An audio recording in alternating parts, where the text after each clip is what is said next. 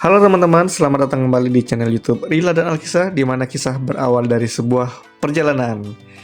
Ya, nggak terasa ya, ini adalah video perdana di tahun 2025, atau lebih tepatnya kurang lebih 2 tahun yang lalu terakhir kali saya membuat video di channel YouTube ini.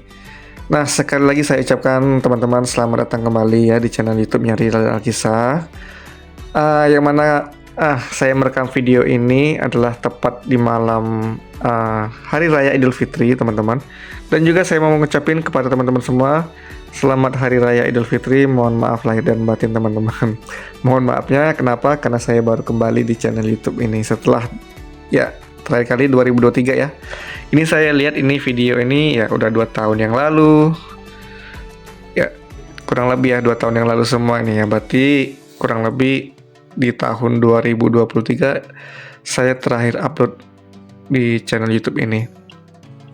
Di tahun 2024 itu ya saya nggak sempat bikin video teman-temannya karena kesibukan saya juga sebagai seorang kepala keluarga, di mana saya harus membagi waktu antara pekerjaan juga dengan keluarga. Ya, dan akhirnya baru sempat di malam ini, tepat di malam Lebaran, teman-teman. Nah, jadi video kali ini saya ingin kembali ya menuju ke Bali, teman-teman ya. Lebih tepatnya ke Kota Denpasar, karena di sana saya udah hampir ini jalan ke 5 bulan saya bekerja di Kota Denpasar dari Palembang, tempat asal saya, teman-teman. Nah, besok pagi ini saya lagi packing, maaf berantakan teman-teman ya. Besok rencana saya mau ya perjalanan menuju ke Denpasar itu menggunakan sepeda motor ini. Ya, motor Beat ya, yang warna hitam ini. Besok subuh rencana. Nah, jadi di video kali ini ya mungkin sekadar nostalgia di video saya sebelumnya. Saya ingin membagikan video perjalanan saya. Nantinya ke depannya mungkin ya nggak tahu ya, akan terjadi beberapa part video.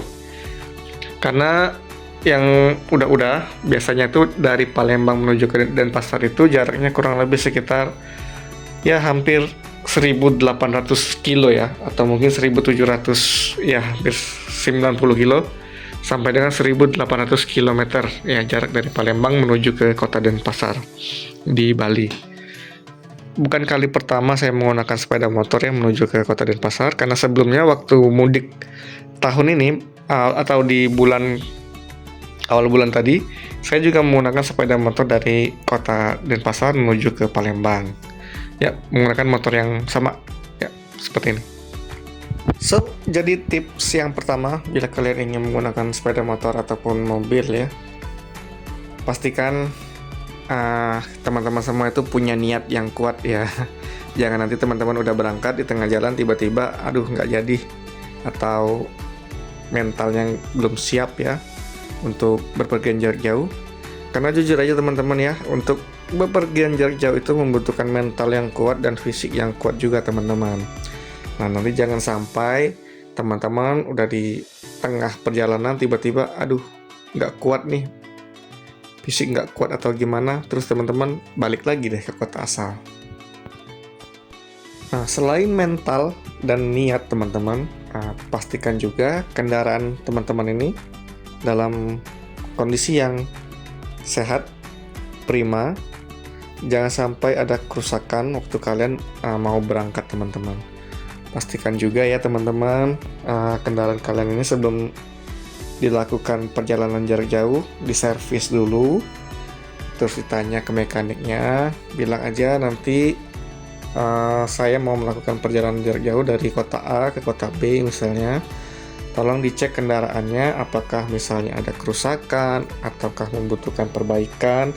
Dan yang paling terpenting oli ya teman-teman ya, kalau baik itu menggunakan motor ataupun mobil. Oli mobil juga, oli ya adalah salah satu part yang harus diperhatikan. Karena kalau untuk motor ini teman-teman, olinya itu saya saranin diganti per 1000 km ya. Nah, kebetulan dari Palembang ke Denpasar ini jaraknya kurang lebih sekitar 1800 km. Jadi ini kemarin sudah saya servis dan diganti oli. Nah, nanti mungkin di kilometer 1000 ya atau 1100 itu saya akan melakukan pergantian oli yang kedua, teman-teman. Nah, kemungkinan sih mudah-mudahan nanti perjalanan saya lancar. Kemungkinan saya akan servis ataupun ganti oli lagi itu di kota Semarang, teman-teman.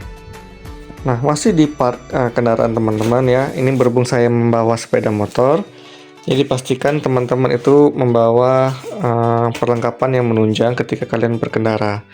Nah, berhubung saya menggunakan sepeda motor, di sini saya akan jelaskan apa saja sih barang-barang yang akan saya bawa dan yang saya taruh di bagasi motor. Kebetulan teman-teman, motor saya ini belum saya modif sama sekali ya, masih standar semua, belum ada box untuk menaruh barang di luar. Mesin-mesin juga standar, termasuk juga gear-gear yang nanti akan saya pakai juga masih standar semua. Tetapi walaupun standar, insya Allah semuanya memenuhi safety ya teman-teman ya. Oke, yang pertama besok saya akan menggunakan sarung tangan yang jelas ya, karena ini selain untuk melindungi teman-teman dari sinar matahari, juga sarung tangan ini untuk meminimalisir jika kalian nanti amin-amin ya, misalnya terjadi slip ataupun tergelincir, jadi tangan kalian ini paling nggak bisa terlindungi oleh sarung tangan teman-teman. Nah, di sini saya juga membawa kanebo kalau misalnya nanti hujan mau ngelap helm ataupun ngelap bagian-bagian motor, bisa langsung dilap ya, nggak menggunakan lap kering tapi lap kanebo yang karet. Di sini juga ada masker, di sini juga ada buku servis. Pastikan juga ada tools ya teman-teman ya, walaupun ini tools standar dari pabrikan motor. Selalu saya bawa ini kunci busi, biasanya sih dalam ini ada kunci busi dan juga ada obeng ya teman-teman. Di sini saya juga beli obeng ya ataupun kunci.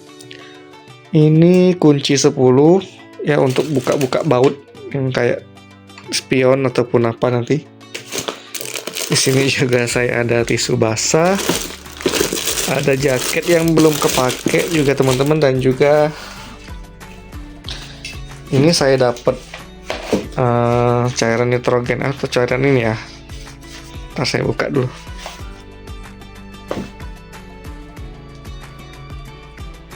Ya, ini untuk cairan untuk nampel ban ya teman-teman ya. Walaupun ini menurut saya sih agak kurang safety ya teman-teman. Kalau misalnya ban bocor ya mending ditampel aja, tidak usah pakai cairan. Nah, selain itu saya juga menyediakan jas hujan ya.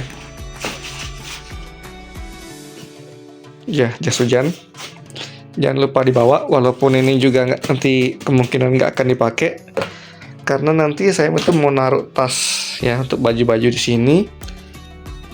Kebetulan tas bajunya itu nggak ada rain covernya teman-teman, jadi apabila nanti hujan terpaksa saya harus berteduh biar tasnya itu nggak basah.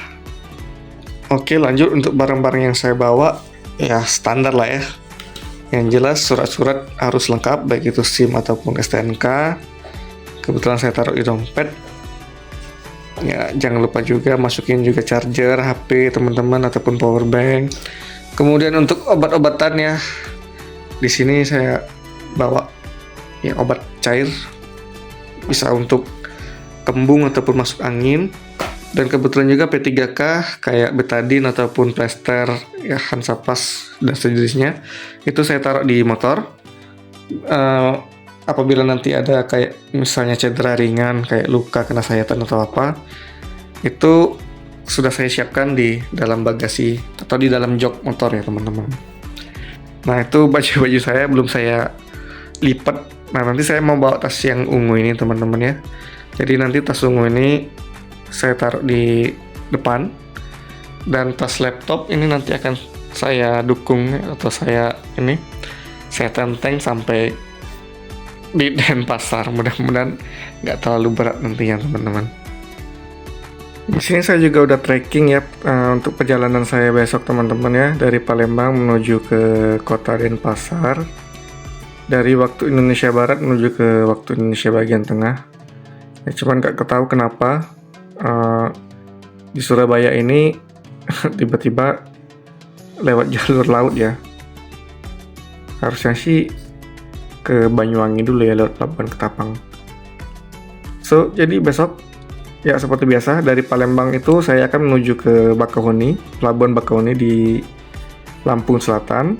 Dari Palembang menuju ke Lampung Selatan ini saya melintasi jalan lintas timur.